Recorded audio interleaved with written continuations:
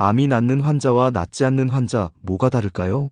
프랑스 파리에 구스타브 루시라는 암센터가 있는데요. 여기에서 2015년에 어떤 실험을 했습니다. 같은 암 환자, 또 같은 암의 크기, 또 같은 항암제를 사용했는데 그 치료 결과가 확연하게 달라지는 현상이 나타난 거예요. 그래서 어떤 환자는 종양이 굉장히 줄어드는 게 관찰이 됐는데 어떤 환자는 사실 기대 이상에 못 미치는 만큼 반응도 없었고 오히려 부작용이 더 크게 나타나기도 했습니다. 그래서 이 암센터 연구진은 이 환자들의 연령이나 성별이나 생활 습관 그리고 유전적 요인까지 굉장히 변수를 폭넓게 다 비교를 해 봤어요. 근데 일관되게 어떠한 차이점이 딱 발견이 된 게 있습니다. 바로 장내 환경이었습니다. 그리고 이 장내 환경에 따른 장내 미생물의 구성이 바로 핵심이라는 것이 알려지게 됐습니다. 이 항암제가 잘 들었던 환자들의 장에서는요. 특정 미생물들이 굉장히 많이 있었고 또 반응이 약했던 환자들의 장에서는 미생물의 패턴이 잘 관찰되지 않는 결과가 나왔던 거죠. 그래서 연구진이 관찰을 하다가 또 다른 검증을 시도를 하게 됐습니다. 이런 실험을 했는데요. 항암제 반응이 좋았던 환자의 대변을 실험 동물에 이식을 한 거예요. 그리고 이 치료를 했더니 이식받은 동물에서도 치료 반응이 또 개선이 되는 그런 결과가 나왔습니다. 이런 경우는 장내 미생물이 실제 치료에도 큰 변수를 줄 수 있는 것을 의미하는 내용이죠. 또 이후에 이 장내 미생물과 암의 상관관계가 굉장히 많은 연구들을 통해서 일어나게 되었습니다. 그래서 장내 미생물은 암의 발생이나 또 진행, 면역 반응, 또 염증 환경, 그리고 약물 대사까지도 관여할 수 있다는 것이 결과가 나왔습니다. 그래서 어떤 미생물군은 발암성 대사 물질을 증가시키게 되고요. 또 만성염증을 강화시키기도 합니다. 또 어떤 미생물들은 장벽을 보호해주고 또 면역세포의 항암 기능을 굉장히 보조하는 방식으로 작동하기도 합니다. 그래서 같은 치료를 받았는데도 그 반응이 계속 달라지잖아요. 그것은 약 때문만이 아니고 몸의 환경에도 있다라고 이렇게 해석이 이루어지게 됩니다. 우리 몸의 장을 보면요. 무려 38조 개의 미생물이 공존하고 있습니다. 근데 단순히 그냥 미생물이 산다 그런 거주지 정도가 아니고요. 우리 몸의 신진대사 그리고 면역에 관여하는 큰 시스템의 일부가 됩니다. 특히 사람이 섭취한 영양소를 또 분해하기도 하죠. 특정 비타민과 또 대사산물을 만들어내기도 합니다. 점막의 면역력을 또 조율을 해주고요. 면역세포가 또 더 나은 세포가 될 수 있도록 학습하는 과정에도 영향을 미칩니다. 결과적으로 이 장내 미생물이 어떠한 구성으로 어떠한 이 방향으로 잘 만들어지느냐에 따라서 항암을 하는 면역력이 올라가기도 하고요. 또 면역력이 떨어지기도 하는 것들이 달라질 수가 있습니다. 따라서 이 장내 미생물이 암을 이길 수 있는가라는 이 질문에는 이제 조건으로 답을 할 수가 있어요. 가능성 당연히 있습니다. 그러나 그 가능성은 유익균이 우세하고 염증과 장벽 손상을 유도하는 균이 억제됐을 때, 즉 장내 환경이 건강한 환경이 됐을 때만 이제 이루어지게 되는 겁니다. 어떤 미생물이 위험 신호가 되고 어떤 미생물이 또 치료에 보조가 되는지도 이제 확인을 할 수가 있습니다. 모든 장내 미생물이 인체에 다 이로운 거는 절대 아니죠. 일부 미생물은 발암성 대사물을 더 증가시킵니다. 만성 염증을 더 오랫동안 머무르도록 만들고요. 또 장벽을 약화시켜서 전신 염증을 더 크게 만들기도 합니다. 더 암이 커지기도 하고 암이 더 진행되기도 합니다. 균이 존재하냐 안 하냐는 그 자체보다 더 중요한 것은 어떤 균이 어떤 비율을 더 우세한지 또 그 균이 어떤 대사 환경을 만들어가는지 이것이 훨씬 더 중요하다고 볼 수 있습니다. 발암성 대사물을 만드는 미생물은 무엇인가요? 암을 촉진하는 첫 번째 경로는 발암성 대사물의 이 생성이라고 볼 수 있습니다. 일부 장내 미생물은 음식물을 분해하는 과정에서 인체에 해로운 독성 물질을 만들어내요. 그중 가장 대표적인 것이 니트로소아민과 2차 담즙산입니다. 일단 육류를 섭취하면 일부 단백질과 지방은 소장에서 완전히 소화되지 못하고 대장으로 내려가게 됩니다. 특히 붉은 고기 그리고 가공육 섭취가 아주 많아질수록 비율이 훨씬 올라갑니다. 대장에는 클로스트리디움이나 박테로이데스 계열의 미생물들이 존재하고 있고요. 이들 일부는 단백질을 발효시키는 게 아니라 부패 방식으로 처리합니다. 이 과정에서 암모니아, 황화수소, 페놀, 인돌, 스카톨 이런 독성 물질이 많이 생기게 되죠. 그래서 고기를 지나치게 많이 먹은 날 변에서 냄새가 나고 약간 악취가 나는 방귀가 나오는 경우 있죠. 네, 바로 이거라고 볼 수 있습니다. 이 중에 특히 문제가 되는 것이 2차 담즙산과 니트로소아민이에요. 담즙산이라는 거는 원래 간에서 생성돼서 소장으로 분비가 되면서 지방의 소화를 돕는 역할을 합니다. 네, 그런데 대부분의 1차 담즙산은 소장에서 재흡수가 되는데 일부는 대장으로 이동하게 돼요. 이때 특정 장내 미생물은 1차 담즙산을 데옥시콜산, DCA와 리토콜산, LCA 같은 2차 담즙산으로 전환시킵니다. 그런데 바로 이게 문제가 돼요. 2차 담즙산은 대장 점막세포에 직접적으로 독성을 나타내게 됩니다. 직접적으로 독성을 주니까 어떤 일이 일어나냐면 DNA가 손상됩니다. 또 활성산소도 많이 늘어나게 되고 결국 만성 염증 반응이 계속 이어지게 됩니다. 근데 이게 만약에 장기간 계속 지속이 되면 대장 점막이 더 훨씬 암이 발생되는 형태로 바뀌게 되겠죠. 대장암 환자의 대변을 분석해보면 2차 담즙산의 농도가 굉장히 높게 나오는 것을 확인을 할 수가 있습니다. 이렇게 2차 담즙산 생성이 그럼 왜 그럴까? 그 원인을 보면 바로 미생물 때문인데요. 이 미생물 중에서도 클로스트리디움 클러스 11군과 또 14군에 속한 일부 균주들입니다. 이 균들은 이제 육류나 지방 섭취가 많은 식습관에서 일어나기가 쉬워요. 특히 붉은 고기 섭취를 많이 할수록 장내에서 빠르게 증식을 하게 됩니다. 니트로소아민도 역시 발암성 대사산물로 이제 알려져 있습니다. 사실 이거는 가공육에 많이 있죠. 원래 가공육을 오랫동안 보존하기 위해서 아질산염이 첨가되는 경우가 많은데 이 물질이 장내에서 특정 미생물과 결합하면서 니트로소아민으로 바뀌게 되는 거죠.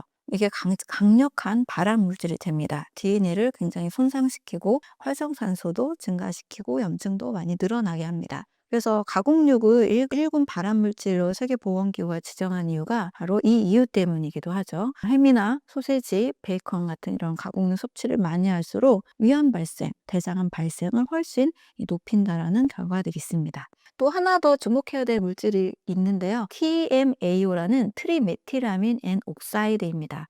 이거는 붉은 고기, 달걀, 유제품에 풍부한 카르니틴과 그리고 콜린이 특정 장내 미생물에 의해서 분해가 됐을 때 트리메틸아민 TMA로 생성이 되고요. 이것이 간에서 TMAO로 전환이 됩니다. 그런데 이 TMAO는 혈관 내피세포를 손상시키고 염증을 더 촉진하게 됩니다. 따라서 장기적으로는 암과 함께 여러 만성질환에 굉장히 위험을 높이는 요인으로 작용을 하게 되는 거죠. 이처럼 장내 미생물이 만들어내는 대사 환경은 암을 발생시키는 것과 굉장히 밀접하게 연결이 되어 있다고 볼 수 있습니다. 따라서 단순히 그냥 고기를 먹냐 먹지 않는 문제가 아니고요. 그 식습관이 어떤 미생물을 증식시키고 어떤 발암성 대사물을 만들어내는지가 암 위험을 좌우하는 핵심 는 최악의 음식, 어떤 것들이 있나요?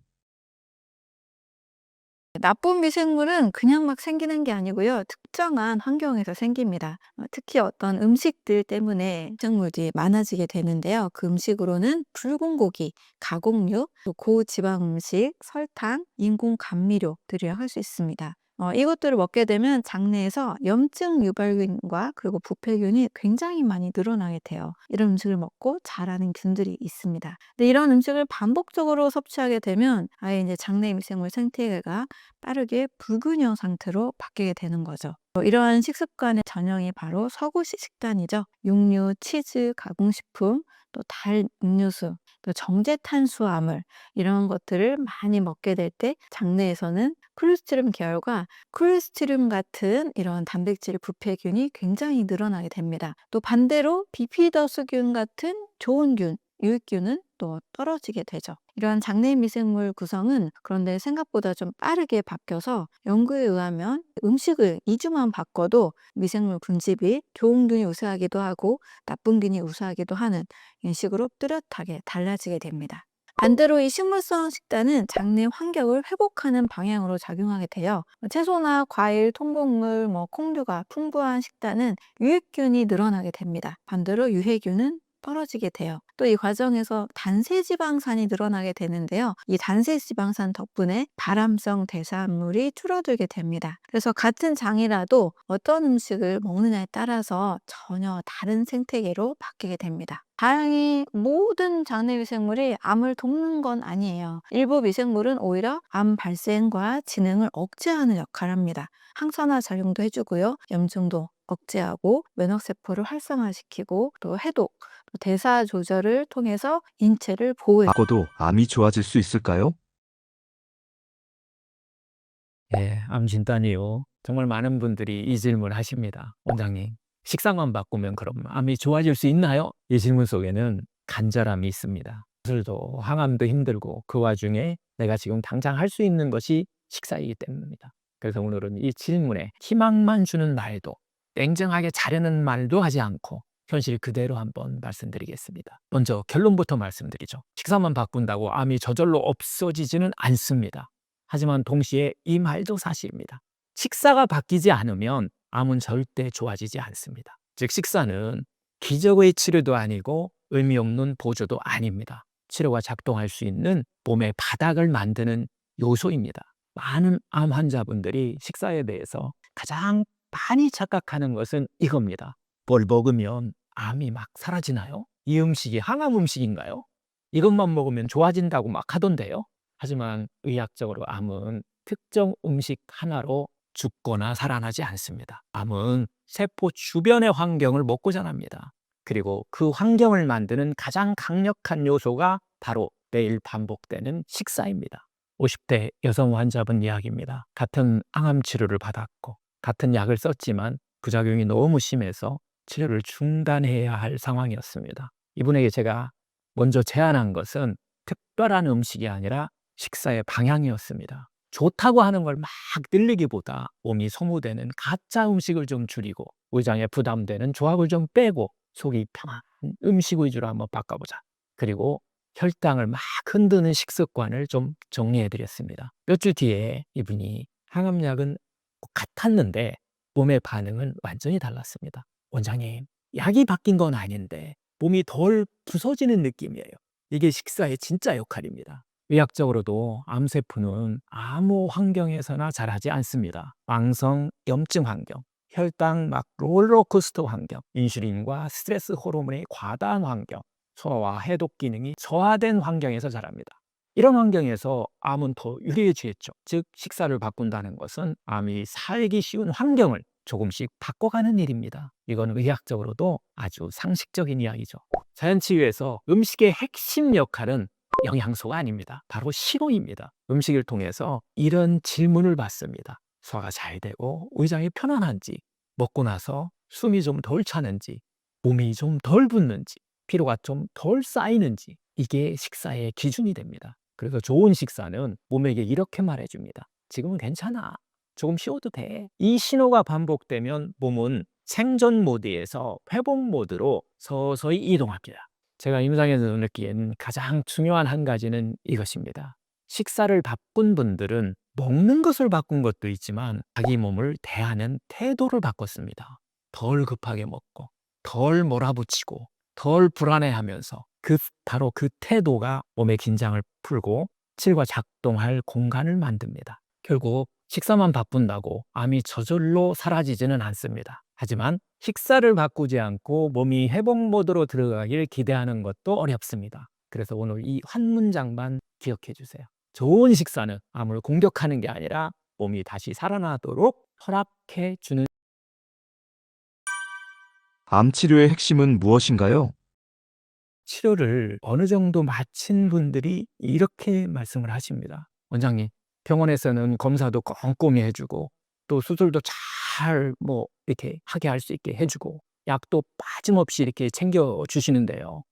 그리고 또 병은 나았다고 하는데 저는 아직 회복되지 않은 것 같아요. 그리고 이어지는 말은 대부분 같습니다. 괜히 막 불안하고 막 두렵고 이유 없이 마음이 막 무너지는 그런 느낌들이죠. 이건 아주 특별한 이야기가 아닙니다. 제가 진료실에서 가장 자주 듣는 말입니다. 그래서 오늘은 바로 이 질문에 답하려고 합니다. 병원에서는 해줄 수 없지만 진짜 회복을 위해서 반드시 알아야 할 치유의 핵심에 대해서 함께 한번 이야기해 보겠습니다. 먼저 분명히 말씀드리고 싶습니다. 병원은요, 정말 소중한 곳입니다. 생명을 살리는 수술, 응급을 막는 그런 약들, 위기를 넘기는 그런 치료들, 이 모든 것은 병원에서 시작합니다. 하지만 암, 자가면역 질환, 만성염증, 우울증처럼 삶 전체와 얽혀 있는 이런 병들은 병원 치료만으로는 완전히 회복되기 어렵습니다. 이유는 딱 하나입니다. 병원은 치료는 해줄 수 있어도 회복까지는 함께하지 못하기 때문입니다. 현대의학은 구조적으로 몸을 이렇게 다룹니다. 간 수치가 오르면 간 보호제 주는 거예요. 간약을 주죠. 통증이 심하면 진통제 씁니다. 종양이 생기면 수술과 항암하는 거예요. 이거 모두 필요한 치료입니다. 하지만 우리 몸은 고장난 기계가 아니라 감정과 기억과 상처와 희망이 함께 얽힌 그런 생명입니다. 그래서 병은 고쳐졌는데 몸과 마음의 균형이 회복되지 않으면 병은 다시 재발하거나 다른 증상으로 반복됩니다. 자연치유의학에서는 치료를 이렇게 봅니다. 진짜 치료란 몸이 스스로 회복할 수 있도록 조건을 만들어주는 것. 우리가 자주 말하는 내 안에 100명의 의사가 있다라는 이야기죠. 이 의사를 깨우는 일이 치유다, 이렇게 말을 합니다. 병원은 멈춰선 시계를 고쳐주는 곳이라면 자연치유는 그 시계가 다시 제 힘으로 돌아가게 만드는 길입니다. 예를 들어 보겠습니다. 암 수술을 잘 받았는데 소화는 안 되고 막 잠이 안 오고 늘 불안하고 입맛이 없고 감정이 자주 무너진다면 이 상태는요, 완치가 아니라 아직 회복되지 않은 상태입니다. 자연치유는 이런 보이지 않는 회복을 다룹니다. 숨을 고르고 감정을 마주하고 장을 비우고 간을 쉬게 하고 피를 맑게 하고 하루 한 끼 식사를 바꾸는 것부터 삶의 리듬을 되찾는 것까지 하게 되죠. 이것이 병원에서 해줄 수 없는 치료입니다. 제가 만난 많은 환자분들은 이런 말을 듣고서야 회복이 시작됐습니다. 병원에서도 어쩔 수 없대요. 그 말을 듣고서 포기한 게 아니라 비로소 자기 삶을 돌보기 시작했기 때문입니다. 약 없이도 잠들 수 있도록 노력하고 음식 하나를 바꾸면서 피를 살리고 억눌렸던 감정을 끌어안고 자기 자신을 이해하는 그런 시간을 갖기 시작한 사람들이죠. 그때 비로소 깨닫습니다. 아, 나는 그동안 나에게 너무 가혹했구나. 제가 임상에서 확실히 느낀 건 이겁니다. 병원에서 해줄 수 없는 유일한 치료는 내가 나를 어떻게 대하느냐입니다. 나를 몰아붙이지 않는 이런 선택들, 몸의 신호를 무시하지 않는 이런 태도들, 회복을 미루지 않는 이런 하루, 이건 어느 병원에서도 대신해 줄 수 없습니다. 병원은요, 치료의 시작입니다. 하지만 회복의 주인공은 바로 나 자신입니다. 병원에서 해줄 수 없는 이런 치료의 핵심은 이 한 문장으로 정리됩니다. 자신의 삶 전체를 회복적으로 다시 설계하는 여정. 오늘 그 첫걸음을 조용히 내디뎌 보세요. 그 길에 제가 함께 하겠습니다.